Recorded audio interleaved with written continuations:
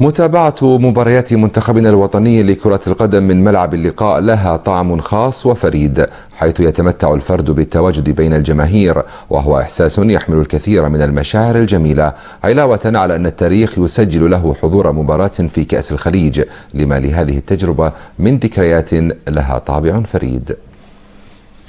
أن تكون في المدرجات وتحمل بيدك علم وطنك لتشجع منتخبك الذي يلعب على أرضك بطولة تاريخية لم يسبق للأحمر أن أحرزها، فذاك حلم لجميع البحرينيين كبارا وصغارا، عمالا وطلابا.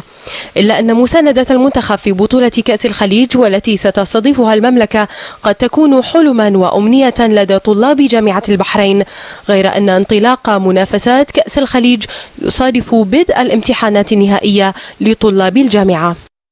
طبعا يعني أن الامتحانات راح تصادف وقت البطولة، فما نقدر نقول شيء، يعني قلوبنا مع المنتخب وإحنا عندنا دراسة، بيكون يعني كثر ما نقدر راح نكون موجودين بين الجماهير يعني عشان نشجع منتخبنا ونساندهم عشان يوصلون للفوز والنهائي ان شاء الله.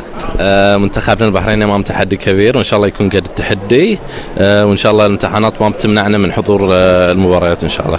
يقال أن وراء كل رجل عظيم امرأة، ونحن نقول أن وراء كل نجاح للمنتخب مشجع ومشجعة، فلا يقتصر تشجيع اللاعبين على الشباب دون الفتيات، فالكل مطالب بمساعدة وتحفيز اللاعبين في أرضية الملعب. احنا امتحاناتنا تبتدي تقريبا من تاريخ 5 وتنتهي تقريبا تاريخ 12 أو 13/1، بس في ناس يخلصون قبل، في ناس يخلصون عقب. احنا بدورنا ان يعني اللي نقدر عليه من تويتر، فيسبوك، انستغرام، ان ندعم المنتخب ان شاء الله. انا ما تابع الكرة وايد، بس بطولات الخليج العنصر الشبابي والنسائي يتابعونها اثنينهم، واتمنى ان منتخب البحرين ياخذون البطولة هالسنة. منتخبنا من قبل ما حقق بطولة من قبل، بس اتمنى انه في كأس الخليج هالمرة يعني انه هو يرفع راسنا ويحقق البطولة، وخصوصا انه راح يكون على ارضنا.